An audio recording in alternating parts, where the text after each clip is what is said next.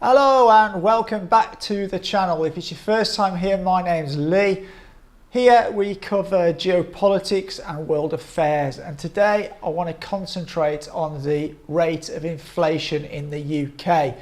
Now, figures were released yesterday for the month of April, and it showed inflation in the UK hit 9%, up from 7% in the previous month. Now, this is as high as it's been in the last 40 years. We haven't seen it this high for 40 years. And the UK have a big problem which many other countries don't have. Now, just to make you aware, the UK has a higher inflation rate than most of the other G7 countries and most of Western Europe. Eastern European countries have higher inflation rates, but they have very different economies. So if you want to compare like for like, the UK is at a level of one of the highest, or if not the highest. Now, the reason why the UK has a unique problem is it's suffering from slow growth and high inflation. So technically it's in a period of stagflation. And what makes the situation even worse, it's kind of self-propelling because there's a shortage in the job market. So what's happening, you've got companies who are either giving generous pay rises to staff because they want to retain those staff, or they're paying higher to recruit staff. Because if they don't, they can't recruit staff. So this in turn then increases the cost on those companies. Those companies in turn then pass that cost on to the cost of their goods and services, which gets passed on to the consumer, and it creates a sort of runaway spiral of inflation. And the governor of the Bank of England has already warned that it's set to go higher still. They suggest by the autumn it will be 10% or even higher. And this is almost double what they were predicting just 6 months ago. So what you're going to see coming down the track is interest rate rises. The Bank of England have said they want to create a slowdown in the economy, and which will cause unemployment.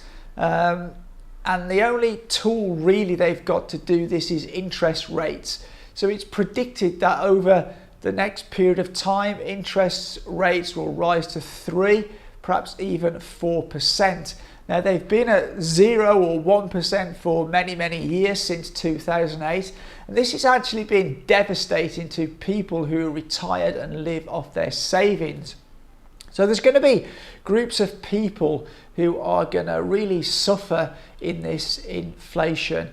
And those are retired people who live in off savings or pensions, and also people on lower incomes. And a study was done, I think it was by the ONS, but anyway, it showed actually the rate of inflation for lower income families is actually 10.9%. And that's because those lower income families spend a much higher proportion of their earnings on energy, food and necessity items, where richer people don't. So probably if you're in a good job, or you have a job which is high in demand, you're going to be okay because you're going to see pay rises.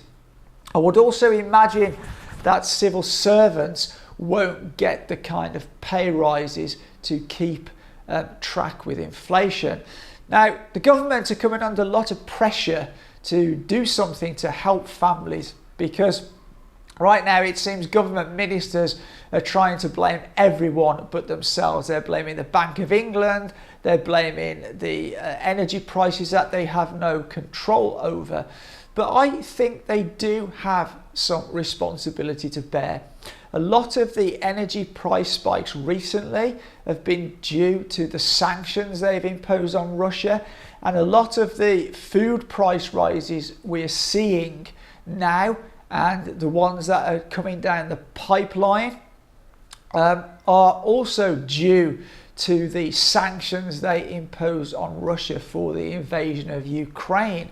And I feel that the UK was at the front of the queue rushing into these sanctions without actually thinking through what effect those sanctions will have. And we're now seeing the effect of those sanctions on the British public.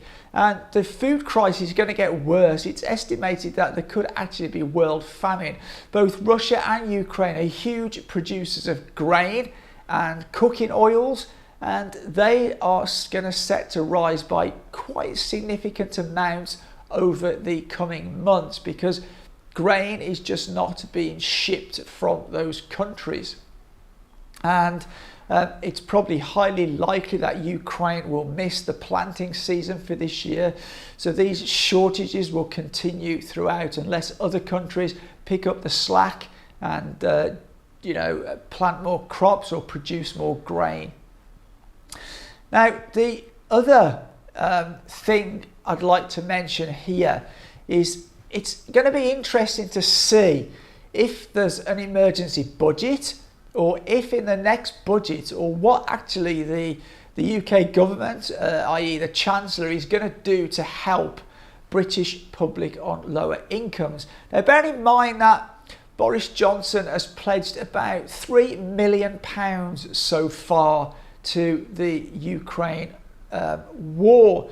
Now, I have no problem in the UK giving humanitarian aid to Ukrainians who need that. But from what I understand, a lot of this money is not going to aid. It's actually going to weapons. And it seems strange to me, or, it's very bizarre that none of these Western countries, including the UK, are calling for any kind of ceasefire.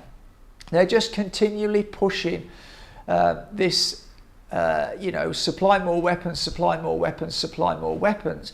And this is really not a good thing. And I just wonder what the British public feel about all this money that the UK are giving to Ukraine to continually fund the war, when many people in the UK are going to be finding it hard to pay their energy and food bills. Anyway, let me know what you think down in the comments, especially if you're from the UK. One other thing I'd like to mention is if you look at the G7 countries, or the Western European countries, you have France, which has quite a low inflation rate. It's just under 5%, which is half of what the UK. And there's a couple of reasons for this. Is that the government in France have capped the price of energy for consumers, and they also rely a lot more on nuclear energy because they had the foresight years ago to formulate a better energy policy. Now, if you look at successive or UK governments, both Labour and Conservative, they faffed around on nuclear power for probably 15 or 20 years. So we just are so dependent on fossil fuel energy still, because they didn't really plan a good energy policy years ago. Anyway, as I say, let me know what you think in the comments down below.